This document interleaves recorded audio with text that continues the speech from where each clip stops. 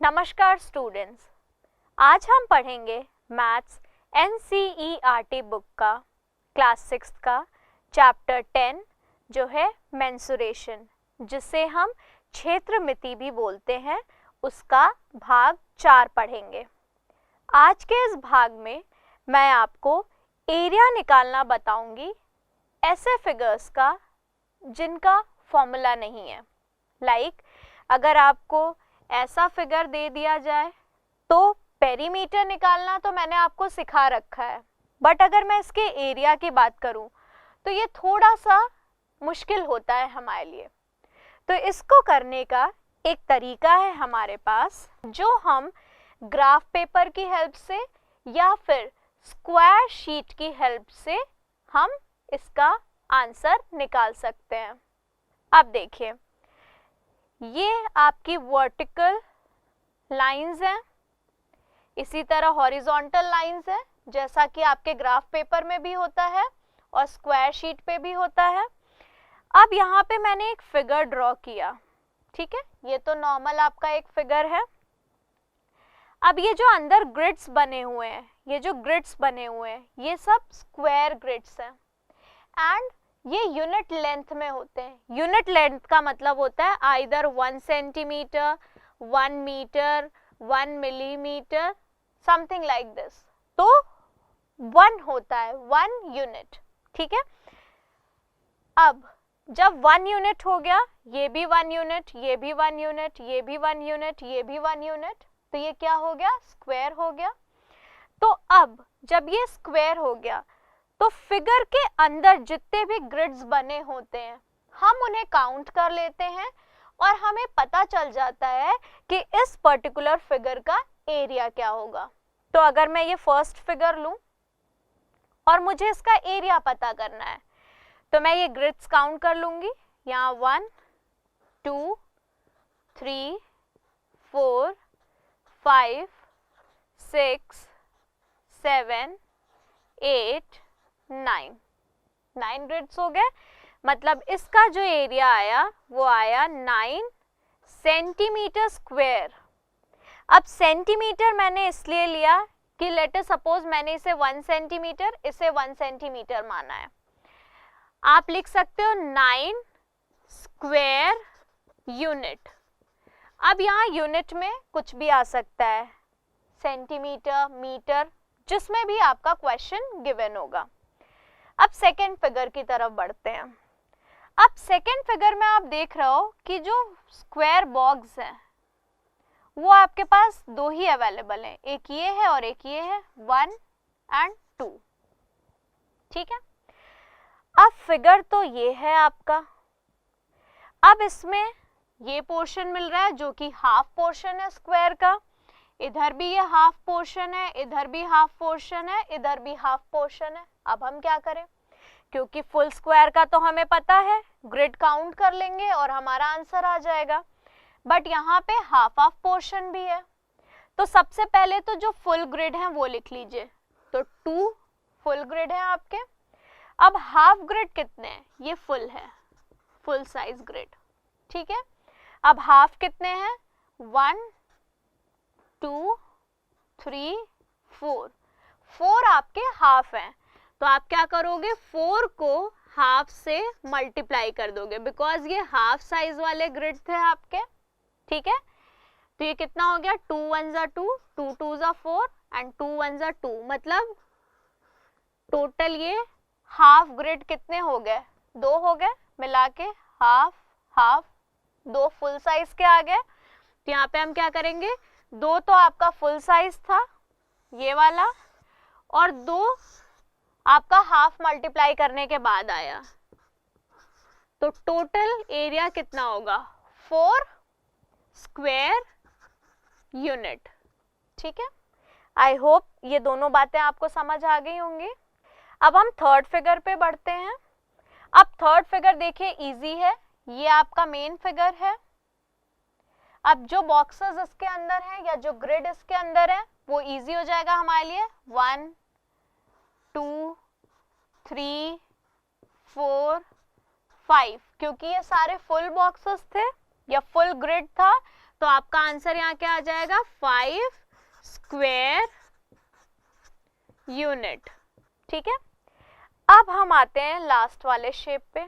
अब ये देखिए, ये ऐसा शेप है जिसमें हमें फुल बॉक्सेस मिल रहे हैं, कहीं हाफ से ज़्यादा मिल रहा है और कहीं हाफ से बहुत कम मिल रहा है।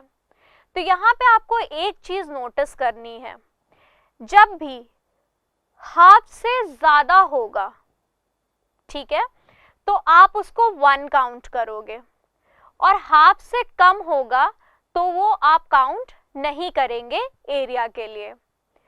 दोबारा बोल रही हूँ, फुल ग्रिड आपकी पूरी पूरी काउंट होती है, हाफ में आपने यहाँ देखा कि हमने हाफ लेके किया है, हाफ से मल्टीप्लाई करके 4 आया था आपका हाफ ग्रिड, हमने उसको मल्टीप्लाई कर दिया।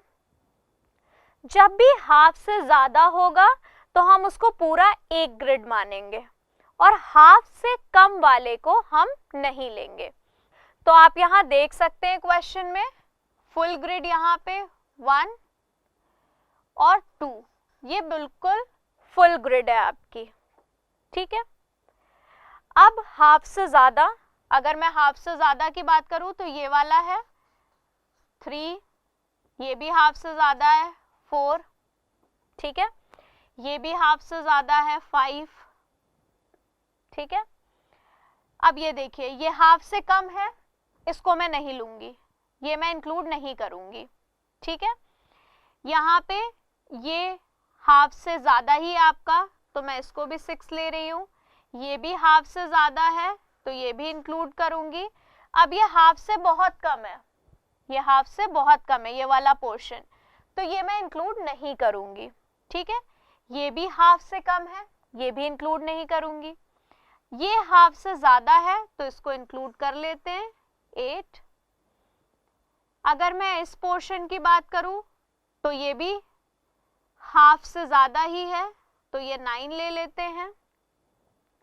ये पोर्शन भी हाफ से ज़्यादा ही है, 10 ले लेते हैं, ठीक है।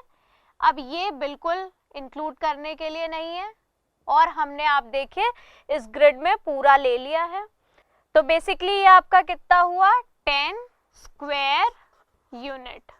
सो आई होप आपको ये टॉपिक क्लियर हो गया होगा, जिसमें हमें स्क्वायर पेपर या ग्राफ पेपर के हेल्प से एरिया निकालने के लिए पूछा जा सकता है। इसी तरह मेरे पास ये 2 एग्जाम्पल्स और हैं, आप फिगर देख सकते हैं। इसमें भी आपको काउंट करना है टोटल नंबर ऑफ बॉक्स, पहले तो जो फुली ऑक्युपाई हो, उसके बाद आपका मोर देन हाफ अगर होगा तो आप एक कंप्लीट ग्रिड मानेंगे, लेस देन हाफ होगा तो आप उसको इंक्लूड नहीं करेंगे। हाफ वाला यहाँ पे आपको समझा दिया गया है। अब यहाँ पे हम अपना नेक्स्ट टॉपिक शुरू करेंगे, जो कि है ऐसे फिगर्स जिसमें रेक्टेंगल भी आ सकते हैं, स्क्वायर्स भी आ सकते हैं, उन्हें हमें स्प्लिट करके उनका एरिया निकालना है। चलिए देखते हैं। अब हम देखते हैं अपना ये क्वेश्चन, जहाँ पे एक फिगर दिया है आपको, ठीक है। अब इस फिगर को डिफरेंट रेक्टेंगल्स में स्प्लिट करके हमें इसका एरिया निकालना है और पेरीमीटर भी निकालना है। अब पेरीमीटर तो आपको पता है कि ये जो लाइंस हैं, इनको बस अगर हम ऐड कर देंगे तो हमें पेरीमीटर मिल जाएगा, बट एरिया के लिए हमें इनको डिफरेंट रेक्टेंगल में स्प्लिट करना ही पड़ेगा। अब अगर आप इस फिगर से देखो तो आपका FG गिवन नहीं है, GH गिवन नहीं है। अब यहाँ पे बेसिकली हमें FG और GH पहले निकालना पड़ेगा कि ये कितना होगा, और ये जो 3, 2, 2, 4, 3, 4 ये मैंने लिखा है, ये सारी चीज़ें आपको सेंटीमीटर में दी हैं क्वेश्चन में, ठीक है। अब यहाँ पे देखिए, मतलब ये आपका 3 सेंटीमीटर है, ये 3 सेंटीमीटर है, ये 4 सेंटीमीटर है, ये 4 सेंटीमीटर है, तो सेंटीमीटर इसकी यूनिट दी गई है आपको। अब देखिए, सबसे पहले हम फिगर को स्प्लिट करके देखेंगे कि कितने रेक्टेंगल्स बन रहे हैं। अब यहाँ एक चीज़ इम्पॉर्टेंट है बच्चे इंडिविजुअली अपना अलग अलग रेक्टेंगल स्प्लिट कर सकते हैं। लाइक अगर किसी बच्चे का मन है तो वो यहाँ लाइन ड्रॉ करके एक रेक्टेंगल बना सकता है, कोई सीधी लाइन ड्रॉ करके एक रेक्टेंगल बना सकता है, कोई ऐसे एक रेक्टेंगल बना सकता है। तो ये डिपेंड करेगा आपके ऊपर कि आप इस फिगर को कैसे स्प्लिट कर रहे हो डिफरेंट रेक्टेंगल्स में। ठीक है, तो चलिए हम देखते हैं हम इसे कैसे स्प्लिट करेंगे। तो सबसे पहले मैं यहाँ पे एक लाइन ड्रॉ कर रही हूँ ऐसी, और मैं स्प्लिट करूंगी इस फिगर में रेक्टेंगल्स को। तो ये आपका एक रेक्टेंगल बन गया, जैसा कि आप देख सकते हैं ये एक रेक्टेंगल हो गया। अभी भी मुझे ज़रूरत पड़ेगी तो एक मैंने ये स्प्लिट कर दिया। ठीक है, कितने रेक्टेंगल आ गए? एक, दो रेक्टेंगल आ गए हमारे पास। अब यहाँ पे देखिए मैं इसे ऐसे स्प्लिट कर सकती हूँ। अब यहाँ देखिए आपको कितने रेक्टेंगल्स मिल गए? ये हो गया एक, ये हो गया दूसरा, ये आपका तीसरा रेक्टेंगल और ये आपका चौथा रेक्टेंगल। और आप देख रहे होंगे पूरा एरिया कवर हो गया है, पूरा एरिया कवर हो गया। ये जो ये सरफेस था पूरा कवर हो गया है आपका। ठीक है, अब यहाँ पे देखिए हम एरिया निकालेंगे कैसे? प्लस हमें अभी ये साइड्स पता नहीं है, ना ही ये जो हमने एक्स्ट्रा लाइंस ड्रॉ की हैं इसकी लेंथ कितनी होगी वो भी नहीं पता। तो अब हम इसको पहले फाइंड आउट करेंगे कि लेंथ कितनी आएगी। तो देखिए ये आई जे आपका 3 सेंटीमीटर है। आई जे के जस्ट सामने ये बना हुआ है, इसको अगर मैं रब करूं 4 सेंटीमीटर को और इस पॉइंट को अगर मैं नाम दे दूं एम, ठीक है, तो आई जे आपका 3 है तो ए एम भी आपका कितना होना चाहिए? 3। और ये पूरा आपको दिया था 4 सेंटीमीटर, तो ये बचा हुआ पोर्शन कितना होना चाहिए? 1 centimetre. That means B M आपका कितना हो गया? 1 सेंटीमीटर। ठीक है, क्योंकि टोटल 4 था, ये पूरा आपका 4 गिवन था क्वेश्चन में, यहाँ से यहाँ तक ये आपको कितना गिवन था? 4 में से ये पोर्शन आपका 3 हो गया, तो 4 में से 3 सब्ट्रैक्ट किया, कितना आ गया? 1। ये पोर्शन 1 हो गया। अब इसके जस्ट सामने ये वाली साइड है, तो ये भी कितनी होगी? 1 होगी। मैं अंदर के रेक्टेंगल्स रब करती हूँ थोड़ा, तो आपको और क्लियर दिखेगा, क्योंकि आपको पता है रेक्टेंगल के ऑपोजिट साइड हमेशा इक्वल होते हैं।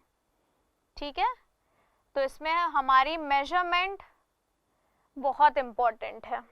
ये आपका 1 था, तो ये भी आपका कितना हो जाएगा? यहाँ से लेके यहाँ तक 1 हो गया।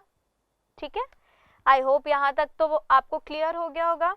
अब देखिए ये 2 है, इसके जस्ट सामने ये भी कितना होगा? 2 होगा। ठीक है, ये 3 है तो ये पोर्शन भी आपका कितना होगा? 3 होगा। ठीक है, अब F से ये जो पॉइंट है यहाँ पे, यहाँ से लेके यहाँ तक टोटल काउंट करिए कितना हुआ? 2 + 1 3 + 1 4, तो मतलब F से G से लेकर H तक आपका कितना हो गया? 4 हो गया। ठीक है, ये पूरा टोटल जस्ट इसके सामने आ रहा है। अब यहाँ पे एक चीज और देखिए, ये पूरा पोर्शन आपका दिया है 4, दिख रहा होगा, I से लेकर H तक 4 दिया गया है, और आपको ये पोर्शन निकालना है। ठीक है, तो अब ये पोर्शन निकालने के लिए, क्योंकि ये जस्ट इसके सामने है, तो ये पोर्शन निकालने के लिए आप क्या करोगे? टोटल 4 है। अब आप देख रहे हैं IH आपका 4 सेंटीमीटर है। ठीक है, लेकिन अगर मैं इस पोर्शन में जाऊं तो मुझे ऐसा कुछ दिख नहीं रहा है कि मैं क्या सब्ट्रैक्ट करूं, तो ये पूरा टोटल पोर्शन अब मैं लेती हूँ, ये पूरा टोटल मतलब A से लेकर H तक। ठीक है, तो अगर मैं A से लेकर H तक की बात करूं तो ये 4 था, ये जस्ट इसके ऊपर है, 3 के जस्ट ऊपर, तो ये 3 होगा। ये जो पूरी लेंथ है M से लेकर H तक, 3 + 4 कितना हो जाएगा आपका 7 हो जाएगा। ठीक है, अब देखिए, अब अगर ये 7 हो गया तो इसमें से मैं ये पोर्शन सब्ट्रैक्ट कर दूंगी, ये वाला B से लेके इस पॉइंट तक, तो मुझे ये पोर्शन मिल जाएगा, ये पूरा, ये देखिए ये आ रहा है, इसी के जस्ट सामने ये है। ठीक, तो MH में से मैं इसको सब्ट्रैक्ट कर रही हूँ, MH है ये, MH में से ये पोर्शन सब्ट्रैक्ट कर रही हूँ, तो ये बचा हुआ मिल जाएगा जो कि हमारा FG के बराबर हो जाएगा। ठीक है, तो अब ये पोर्शन देखिए 2 है और ये 3 है, 2 + 3 कितना हो गया 5 हो गया, 2 + 3 आपका कितना हो गया 5। अब 7 में से हमने 5 सब्ट्रैक्ट कर दिया तो कितना आ गया 2, मतलब FG आपका 2 आ गया। मैं एक बार और बता दे रही हूँ, M से लेकर H तक टोटल 7 हो गया था। अब ये पोर्शन में से ये पोर्शन सब्ट्रैक्ट कर दीजिए, पूरे में से ये सब्ट्रैक्ट कर दीजिए, आपको ये मिल जाएगा। अब ये पोर्शन है कितना, ये 2 दिया है, ये 3 दिया है, 2 + 3 5 होता है, तो टोटल 7 में से 5 सब्ट्रैक्ट करेंगे, आपको मिल जाएगा 2, तो FG कितना आ गया 2। सो आई होप सारे जो साइड्स थे हमें पता चल गए हैं। ठीक है, अब अगर मुझे यहाँ पेरीमीटर निकालना है तो मैं कैसे निकालूंगी, जो भी बाउंड्री है उनको ऐड कर दीजिए। तो यहाँ मैं लिख रही हूँ perimeter of the figure is equals to, सारे बाउंड्री को मैं ऐड कर रही हूँ, AB + BC + CD + DE + EF + FG + GH + HI + IJ + JA। तो देखिए हमने यहाँ से शुरू किया था, AB BC CD DE DF FG GH HI IJ JA, total यहाँ पे आ गए हम। तो AB, ये पूरा AB आपको कितना दिया है 4, प्लस BC आपको दिया है 2, प्लस CD आपको दिया है 2, प्लस DE आपको दिया है 3, प्लस EF आपको दिया है 1, FG आपको दिया है 2, GH आपको दिया है 4, प्लस HI आपको दिया है 4, IJ आपको दिया है 3 एंड JA आपको दिया है 3। अब हम क्या करेंगे, ऐड कर लें, 4 + 2 6, 6 + 2 8, 8 + 3 11, 11 + 1 12, 12 + 2 14, 14 + 4 18, 18 + 4 22, 22 + 3 25 and 25 + 3 will come out to be 28 centimetre. Because मैंने आपको बता रखा था ये जो सारी साइड दी गई हैं वो आपकी सेंटीमीटर में दी गई हैं, इसलिए मैंने यूनिट में भी क्या रखा, centimetre. So I hope perimeter इस फिगर का आपको क्लियर हो गया होगा। ठीक है, अब हम बात करेंगे एरिया की, एरिया ऑफ द फिगर। ठीक है, अब यहाँ पे देखिए हमारे कितने रेक्टेंगल बन रहे थे, 1 2 3 4। ठीक है, अब हम पहले चारों का अलग अलग एरिया निकाल लेंगे, फिर लास्ट में हम उसे ऐड कर देंगे। So area of first rectangle, आपको फॉर्मूला पता है, लेंथ इनटू ब्रेथ। तो यहाँ देखिए लेंथ भी 3 ब्रेथ भी 3, तो हम क्या करेंगे 3 × 3 दैट इज 9 सेंटीमीटर स्क्वायर। ठीक है, ये आ गया। अब एरिया ऑफ सेकेंड रेक्टेंगल, ये भी लेंथ इनटू ब्रेथ होता है। अब सेकेंड रेक्टेंगल में हम लेंथ और ब्रेथ देख लें, तो यहाँ पे देखिए अगर मैं लेंथ की बात करूं तो BC प्लस ये वाली साइड, तो 2 + 3 5 हो गई लेंथ, 5 × ब्रेथ ये है और ब्रेथ हमारी कितनी है 1, सो 1 कितना आ गया 5 सेंटीमीटर स्क्वायर। ठीक है, अब area of third rectangle, formula same है, लेंथ इनटू ब्रेथ। क्या करेंगे हम, यहाँ पे ये 3 दिया है लेंथ, ब्रेथ 2 दिया है, तो 3 into 2 that is 6 centimetre square. ठीक है, अब हम निकालेंगे अपना फोर्थ रेक्टेंगल का area, area of fourth rectangle. ये भी आपका होता है लेंथ इनटू ब्रेथ। तो देखिए यहाँ पे लेंथ 2 है, ब्रेथ 4 है। ठीक है, तो 2 into 4, 2 into 4 that is 8 centimetre square. तो हमने अलग अलग रेक्टेंगल का एरिया निकाल लिया, अब हम एक साथ ऐड कर लेंगे। So area of the figure is equals to area of first rectangle, area of second rectangle, area of third rectangle plus area of fourth rectangle. So 9 centimeter square plus 5 centimeter square plus 6 centimeter square plus 8 centimeter square. ठीक है, add करके देखिए, 9 plus 5 14, 14 plus 6 20, 20 plus 8 28 centimetre square. अब आप देख रहे होंगे कि पेरीमीटर और एरिया की जो वैल्यू है वो सेम आ गई, वैल्यू 28 एंड 28, न्यूमेरिक वैल्यू तो सेम आ गई।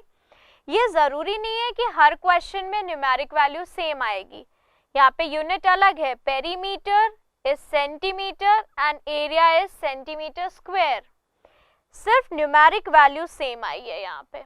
ठीक है, ये आप ध्यान रखिएगा, ये ज़रूरी नहीं है कि हर क्वेश्चन में सेम आए, ये कोइंसिडेंटली आपका सेम आ गया। अब दूसरी एक चीज़, कुछ बच्चे ये सोच सकते हैं कि अगर आपने 4 डिफरेंट रेक्टेंगल्स लिए थे तो इनका भी पेरीमीटर निकाल के हम ऐड कर देते। नहीं कर सकते। क्यों नहीं कर सकते? जब हम पेरीमीटर रेक्टेंगल का निकालेंगे तो हमारे पास ये लाइन, ये लाइन, ये लाइन, ये लाइन जो हमने खुद से ड्रॉ की है वो भी आ जाएगी पेरीमीटर में।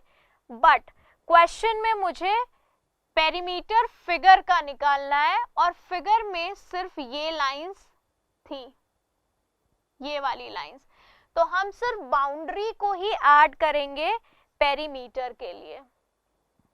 सो इसलिए हमने पेरीमीटर में जो भी बाउंड्री का सम था वो लिया, क्योंकि एरिया में ये पूरे सरफेस की बात होती है, ये जो आपका ये पूरा पोर्शन दिख रहा है, इसलिए हमने अलग अलग रेक्टेंगल लिया और उनको स्प्लिट किया, एरिया निकाला, फिर ऐड करके हमने पूरे फिगर का एरिया निकाला।